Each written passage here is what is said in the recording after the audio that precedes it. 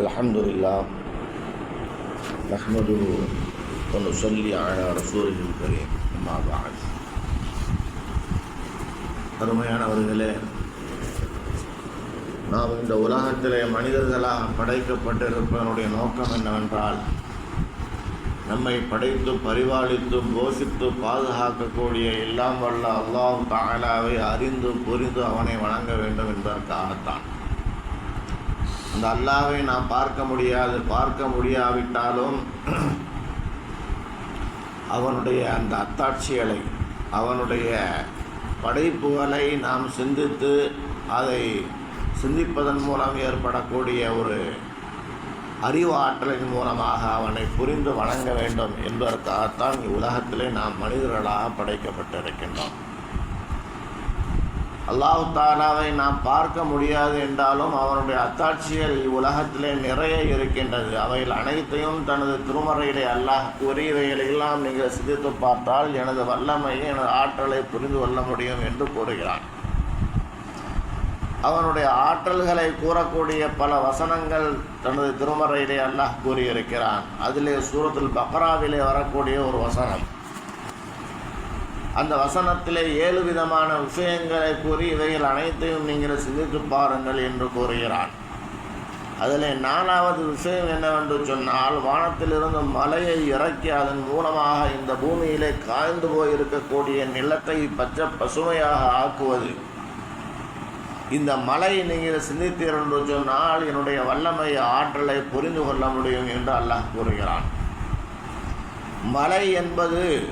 மழை நீர் என்பதை உலகத்திலே மனிதர்களுக்கும் மனிதர்கள் அல்லாத விலங்கினங்களுக்கும் குடிநீருக்குண்டான ஒரு ஆதாரமாக இருக்கிறது.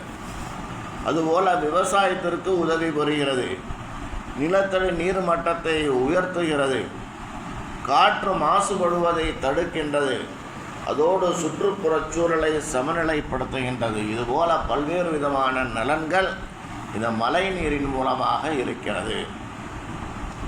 இந்த மழை நீருக்கு அல்லாஹ் தஆலா பல்வேறு விதமான வர்ணனையான பெயர்களை கூறுகின்றான். சூரா காஃபிலே 9வது வசனத்தில் அல்லாஹ் கூறுகிறான், இந்த மழை நீர் என்பது முபாரக்கான நீர், பரக்கத் பொருந்திய நீர் என்பதாக கூறுகிறான். அல்லாஹ் தஆலா எதிலே பரக்கத்தை வைத்திருக்கின்றானோ அதில் தான் பரக்கத் இருக்கிறது. மனிதர்கள் கூறுவதில் அனைத்திலும் பரக்கத் இருப்பது கிடையாது. அது அடிப்படையிலே பார்த்தோம் என்று சொன்னால், இந்த மழை நீர் பரக்கத்திற்குரிய நீர் என்பதாக கூறுகிறான். வனஸ்ஸல்னா மினஸ்ஸமாஇ மாஅம் முபாரக்கன், வானத்திலிருந்து நாம் பரக்கத் பொருந்திய நீரை இறக்கி ஃபஅம்பத்னா பிஹி ஜன்னாத்தின் வஹப்பல் ஹஸீத், அதன் மூலமாக நாம் தோட்டங்களை, துறவுகளை நாம் விளையுமாறு செய்கின்றோம், இன்னும் தானியங்களையும் விளைவிக்கின்றோம் என்று கூறுகிறான். இந்த மழை நீர் என்பது பரக்கத் பொருந்திய நீர். அதுபோல இந்த மழை நீருக்கு ரஹமத் என்பதாக சூரா ஃபுர்கானிலே 48வது வசனத்திலே கூறுகிறான். அல்லாஹ் எப்படிப்பட்டவன் என்று சொன்னால், அவன்தான் ரஹமத்திற்கு முன்பாக காற்றை அனுப்புகிறான். மழை வருவதற்கு முன்பாக காற்றடிக்கின்றதல்லவா, அந்த ரஹமத்திற்கு முன்பாக அவன்தான் காற்றை அனுப்புகிறான் என்று கூறுகின்றான். இதன் மூலமாக இந்த மழை என்பது ஒரு ரஹமத் என்று அல்லாஹ் தஆலா கூறுகிறான். அதுபோல சூரத்துல் ஃபுர்கானிலே அதே 48வது வசனத்திலே இந்த மழை நீர் என்பது தூய்மையான நீர் என்பதாக கூறுகிறான். வஅன்ஸல்னா மினஸ்ஸமாஇ மாஅன் தஹூரா, நாம் வானத்திலிருந்து சுத்தமான நீரை இறக்குகிறோம். இப்படி 3 விதமான பெயர்கள் இந்த மழை நீருக்கு. ஒன்று பரக்கத் பொருந்திய நீர், இன்னொன்று இது ரஹமத், 3வதாக சுத்தமான நீர். இந்த மழை நீர் என்பது குடிநீருக்கு ஆதாரமாக இருக்கிறது. மழை நீர் சுத்தமான குடிநீருக்கான முக்கிய ஆதாரமாக உள்ளதுடன் அது ஒரு வரப்பிரசாதமாகவும் இருந்து கொண்டிருக்கின்றது. காரணம் என்னவென்று சொன்னால், இந்த மழை நீரை போன்ற ஒரு இனிமையான நீர் எதுவுமே கிடையாது. நாம் பார்க்கின்றோம், இந்த பூமியில் உலகத்திலே மனிதர்கள் நீரை குடிநீராக்கி அதை ஃபில்டர் செய்து நமக்கு விற்பனை செய்கின்றார்கள். ஃபில்டர் பண்ணப்பட்டு விற்கப்படக்கூடிய அந்த நீரில் உள்ள சத்துக்களை எல்லாம் எடுத்து விட்டுத்தான், அதனுடைய உப்பையும் எடுத்து விட்டுத்தான் நமக்கு இனிமையாக கொடுக்கின்றார்கள். ஆனால் நேரடியாக வானத்திலிருந்து அல்லாஹ் இறக்குகிற அந்த மலையிலே அதனுடைய சத்துக்கள் எடுக்கப்படுவது கிடையாது, அதனுடைய உப்புத்தன்மைகளை எடுக்கப்படுவது கிடையாது, நேரடியாக இறங்குகிறது. ஆனால் இது போன்ற இனிமையான நீர் எங்குமே கிடைக்காது. இது ஒரு நோய் நிவாரணியாகவும் இருக்கிறது. இந்த நீர் என்பது இனிமையாக இருக்கிறது என்பதை அல்லாஹு தஆலா சூரத்துன் நஹலிலே 10வது ஆயத்திலே கூறுகின்றான். ஹுவல்லதி அன்ஸல மினஸ்ஸமாஇ மாஅல் லக்கும் மின்ஹு ஸராபுன். அந்த அல்லாஹ் எப்படிப்பட்டவன் என்று சொன்னால் அவன்தான் வானத்திலிருந்து உங்களுக்கு மலையை இறக்குகிறான், அதிலே நீங்கள் குடிக்கின்ற அளவிற்கு அதிலே ஒரு இனிமை இருக்கின்றது என்று கூறுகின்றான். எத்தனையோ இடத்திலே பார்த்தோம் என்று சொன்னால் மழை காலத்திலே பெய்யக்கூடிய மழை நீரை அவர்கள் பாதுகாத்து ஆண்டு முழுவதும் குடிக்கின்றார்கள். இந்த வருடம் பெய்யக்கூடிய மழை நீரை சேகரித்து வைத்து குடிநீராக பயன்படுத்துகின்றார்கள். இதுவரை அடுத்த வருடத்தில் மழை காலம் வருகின்ற வரை பயன்படுத்துகின்றார்கள். இந்த மழை நீரிலே அது எவ்வளவு நாட்களுக்கு நாம் பாதுகாத்து வைத்திருந்தாலும் அதிலே புழு பூச்சிகள் அண்டாது. அதோடு மட்டுமல்ல, இந்த மழை நீர் கெட்டும் போகாது. இப்படிப்பட்ட ஒரு தன்மையோடு அல்லாஹ் தஆலா இந்த மழை நீரை ஆக்கியிருக்கிறான். இந்த மழை நீர் விவசாயத்திற்கு ஆதாரமாக இருக்கின்றது. ஒரு மனிதன் உலகத்திலே நிலத்தடி நீரை வைத்து ஒரு சில ஏக்கர்களுக்கு பயிரை விளைவிக்க முடியும். ஆனால் பூமியிலே இருக்கக்கூடிய அனைத்து பகுதியிலையும் தாவர வர்க்கங்களை விளையும் பொருட்களை உண்டு பண்ணக்கூடிய ஒரு ஆற்றல் அல்லாஹ்விடம் மட்டுமே இருக்கின்றது. இதை அல்லாஹ் தஆலா தனது திருமறையிலே கூறுகிறான். இதை அல்லாஹ் தஆலா தனது திருமறையிலே 80.26வது வசனத்திலே கூறுகிறான். அன்னா சபவனல் மா சப்பாகும் சபகனல் லவ் சப்பா. மனிதன் சிந்தித்து பார்க்க வேண்டும். எப்படி வானத்திலிருந்து நாம் மழையை பொழிய செய்து பூமியிலிருந்து செடி கொடிகளை பூமியை பிளந்து கொண்டு வருமாறு நாம் செய்கின்றோம் என்பதை மனிதன் சிந்தித்து பார்க்க வேண்டும். சூரத்துல் ஹஜ்ஜிலே 63வது வசனத்திலே எப்படி அல்லாஹ் தஆலா வானத்திலிருந்து இறக்கி இந்த பூமியை பசுமையானதாக ஆக்குகிறான் என்பதை மனிதன் சிந்தித்து பார்க்க வேண்டும் என்பதாக கூறுகிறான். இந்த பூமி முழுக்க பசுமையாக ஆகின்றது எதன் மூலமாக? ஒரு மழையின் மூலமாக. இந்த பூமி அனைத்தும் பசுமையாக ஆகுவதற்கு துணை புரிவது எது என்று சொன்னால் இந்த மழையாக இருக்கின்றது. அதோடு மட்டுமல்லாமல் நமக்கு நிலத்தடி நீர் என்பது இந்த மழையின் மூலமாகத்தான் நமக்கு கிடைக்கின்றது. அல்லாஹ் தஆலா தனது திருமறையிலே 23.18வது வசனத்திலே கூறுகிறான்.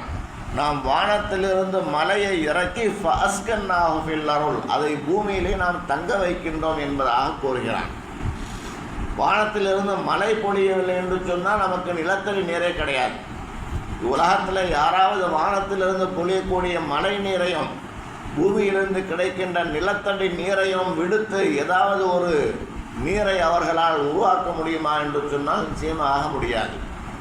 வானத்திலிருந்து இறங்கக்கூடிய நீர் பூமியிலே அது சொறிவாங்கப்பட்டு அதுதான் நிலத்தடி நீராக இருக்கின்றது. நிலத்தடி நீருக்கு உண்டான ஆதாரம் எது என்று சொன்னால், முக்கியமான விஷயம் எது என்று சொன்னால் அது மழை நீராக இருக்கின்றது. அது மட்டுமல்லாமல் இந்த மழை நீர் என்பது காற்று மாசுகளை தடுக்கின்றது. நாம் சுவாசிக்கின்றோம். நாம் மட்டுமல்ல, இவ்வுலகத்திலே வாழக்கூடிய அனைத்து உயிரினங்களுக்கும் காற்று தேவைப்படுகின்றது.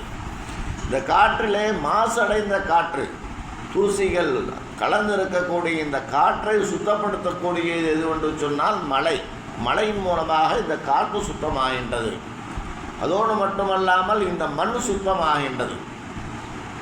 மணல்கள் மனிதருடைய காலடிபட்டு அது அழுக்கடைந்து விட்டது என்று சொன்னால் ஒரு மழை வருகின்றது.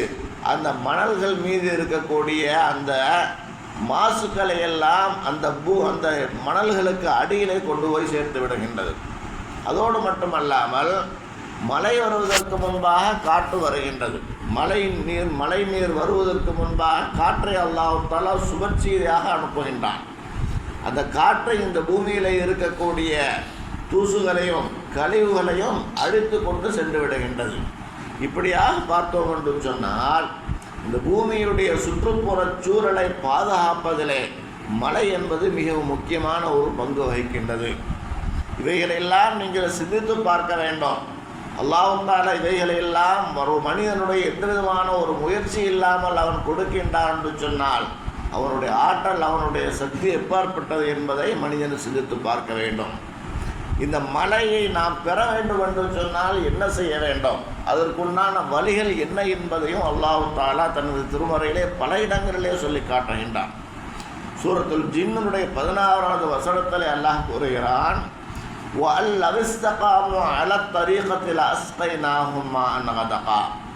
மனிதர்கள் அவர்கள் எவ்வாறு வாழ வேண்டும் என்று அவர்களுக்கு வழிகாட்டப்பட்டிருக்கின்றதோ அந்த அடிப்படையிலே வாழ்ந்தார்கள் என்று சொன்னால் அவர்களுக்கு நாம் மழையை தங்குதடை இல்லாமல் இறக்கிக் கொண்டே இருப்போம். மழை வராதது என்பது ஒரு ஊரிலோ ஒரு இடத்திலோ மழை வரவில்லை என்று சொன்னால் அது ஒரு சோதனை.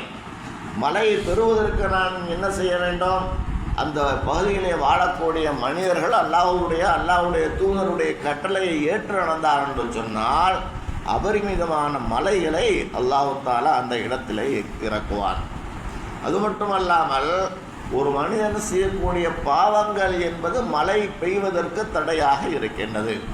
நூஹ் அலைஹிஸ்ஸலாத்து வஸ்ஸலாம் அவர்கள் தன்னுடைய சமுதாயத்தினருக்கு கூறினார்கள், யா கௌம் இஸ்தக்ஃபிரு ரப்பக்கும், என்னுடைய கூட்டத்தார்களை நீங்கள் அல்லாஹ்விடத்திலே பாவ மன்னிப்பு தேடுங்கள். இன்னஹு கான கஃபாரா, அவன் பாவத்தை மன்னிக்கக்கூடியவனாக இருக்கிறான். பாவ மன்னிப்பு தேடுங்கள், அவன் பாவத்தை மன்னிக்கிறான். ஒயுருசிலிஸ் ஸமாஅ அலைக்கும் மிதராரா, உங்களுக்கு வானத்திலிருந்து மலையை இறக்குவான். வானத்திலிருந்து மலை இறக்கப்படுவதற்கு தடையாக இருப்பது என்னவென்று சொன்னால் மனிதனுடைய பாவங்கள் போக்கப்பட்டு விட்டது என்று சொன்னால் மழை பொழிய ஆரம்பித்துவிடும். அதோடு மலையை பெறுவதற்குண்டான 3வது வழி என்னவென்று சொன்னால் சலாத்துல் இஸ்திஸ்கா, மழை வேண்டி தொழுவது. உலகத்தில் இருக்கக்கூடிய அனைத்து ஜீவராசிகளும் அனைத்து மனிதர்களும் ஒரு இடத்திற்கு சென்று அங்கே மலை தொழுதார் என்று சொன்னால் மலை அல்லாஹ் தஆலா இறக்குகிறான். அன்பிற்கினியவர்களே, அல்லாஹ் தஆலா மலை பொழிவிக்க செய்வது என்பது மனிதர்கள் மற்றும் அனைத்து உயிரினங்களுக்கும் அதன் மூலமாக பலன் பெற வேண்டும் என்பதற்காக பொழிவு செய்கின்றான். இவைகள் மூலமாக பல்வேறு விதமான நலன் இருக்கின்றது. இவைகளையெல்லாம் மனிதன் சிந்தித்து பார்த்தான் என்று சொன்னால் அல்லாஹ் தஆலா மலையை நிப்பாட்டிட்டால் நமக்கு மழை நீரை கொடுப்பது யார்? அல்லாஹ் தஆலா மலையை நிறுத்திவிட்டார் என்று சொன்னால் நிலத்தடி நீரை என்ன கொடுப்பது யார் என்கின்ற விஷயத்தை மனிதர் சிந்தித்து பார்த்தார் என்று சொன்னால் இது மட்டுமல்ல, இன்னும் எத்தனையோ விதமான நலன்கள் இந்த மழை நீரின் மூலமாக இருக்கிறது. இவைகளை சிந்தித்து அந்த அல்லாஹ் தஆலாவுடைய ஆற்றலை விளங்கி அவனை அறிந்து புரிந்து வணங்க வேண்டும் என்பதற்காகத்தான் இப்படிப்பட்ட நிகழ்ச்சிகளை எல்லாம் அல்லாஹ் தஆலா சொல்லி காட்டி இவைகளை சிந்தித்து அவனுடைய ஆற்றலை அறிந்து நீங்கள் வணங்குங்கள் என்பதாக கூறுகிறான். எல்லாம் அல்லாஹ் ஜல்ல ஷானஹு தஆலா அவன் உலகத்திலே நமக்காக கொடுத்திருக்கக்கூடிய அற்கொடைகளை எண்ணி பார்த்து அவைகளுக்கு நன்றி செலுத்தக்கூடிய அடியார்களாக நாம் அனைவரையும் அந்த ஆக்கியல் புரிவாராக என்று கூறி நிறைவு செய்கின்றேன். வாஹுதாவானா அல்ஹம்துலில்லாஹி ரப்பில் ஆலமீன். அஸ்ஸலாமு அலைக்கும் வரஹ்மத்துல்லாஹி வபரகாத்துஹு.